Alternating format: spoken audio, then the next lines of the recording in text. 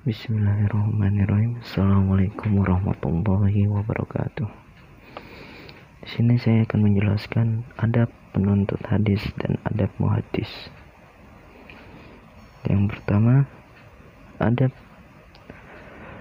tablighul hadis. Yang dimaksud dengan adab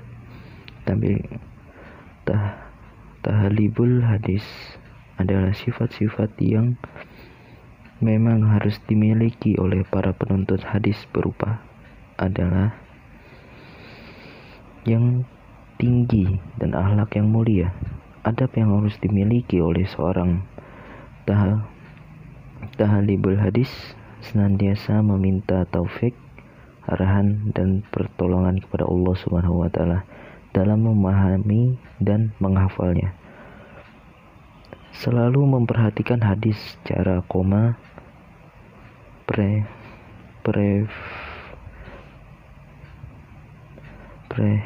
komprehensif dan pengarahan dan seluruh upaya untuk meraihnya.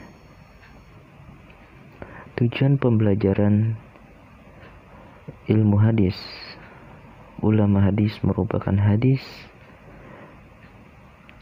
ulumul hadis merupakan ilmu yang penting dalam pelajaran ilmu hadis.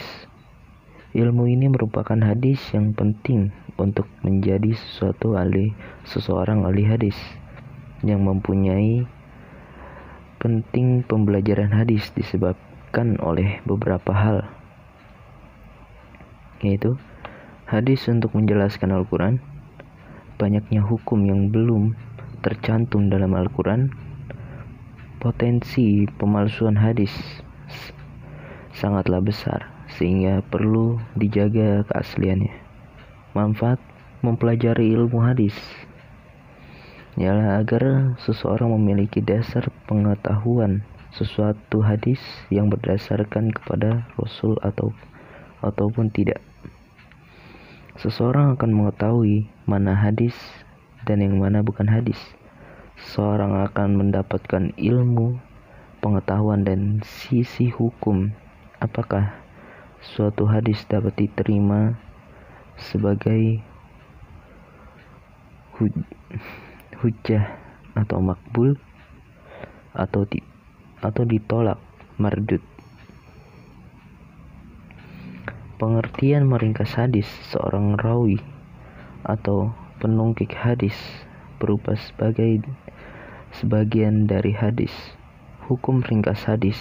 Tidak diperbolehkan meringkas hadis kecuali dengan 5 syarat, yaitu syarat-syaratnya adalah tidak merusak makna hadis, seperti pengecualian tujuan, keadaan, atau keterangan syarat dan selainnya.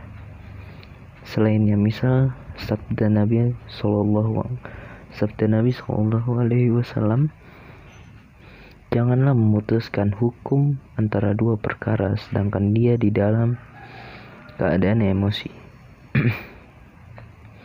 2. Tidak membuang redaksi hadis atau mantan yang hadis itu datang karenanya. 3. Yang dibuang bukan merupakan penjelasan tentang tata cara ibadah, baik berupa perkataan atau perbuatan.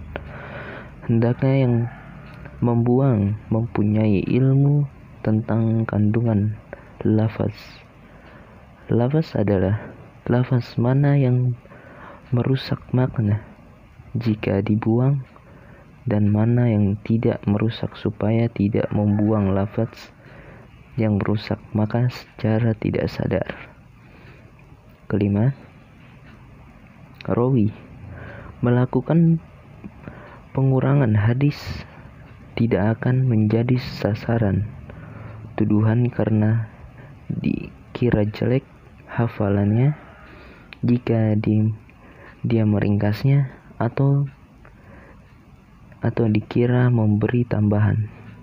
Karena meringkas pada keadaan ini menyebabkan orang akan ragu untuk menerimanya.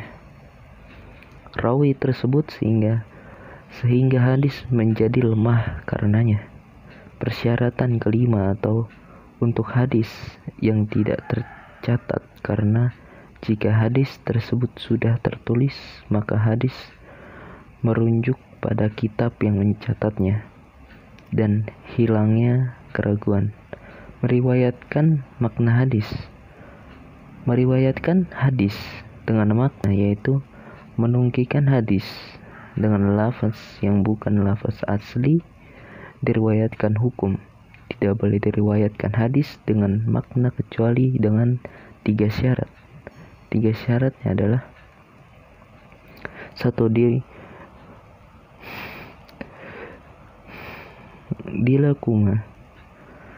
Dilakukan oleh orang yang mengetahui dari sisi bahasa dan dari sisi maksud teks yang diriwayatkan, terpaksa melalui semisal karena rawi lupa dengan teks asli hadis tersebut, tapi sebut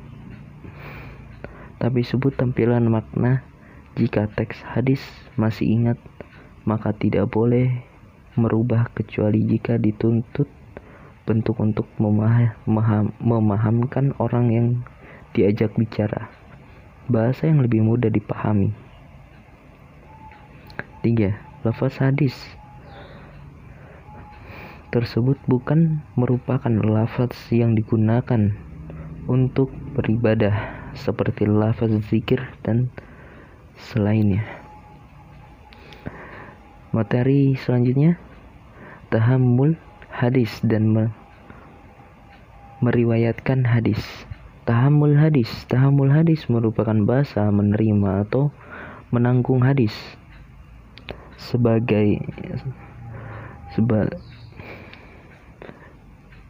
Sedangkan menurut istilah sebagai ulama hadis menuliskan kitab mustalah hadis, menerima hadis dan mengambilnya dari para guru syar'i. Syarat-syarat seorang boleh menguntip hadis dari guru harus memiliki hafalan yang kuat, berakal sehat, meriwayatkan hadis sanad dan merupakan ilmu hadis. Rawi adalah orang yang meriwayatkan hadis. Salah satu cabang dari penerimaan hadis adalah rawi hadis baik, menyebut sisi positif dan negatif perawi. Ilmu ini perawi adalah dipercaya handal, jujur dan adil. Syarat periwayat hadis adalah memiliki kemampuan bahasa Arab yang baik, mampu menyampaikan hadis dengan tepat. Jikalau kondisi terpaksa, lupa, susah berpikir.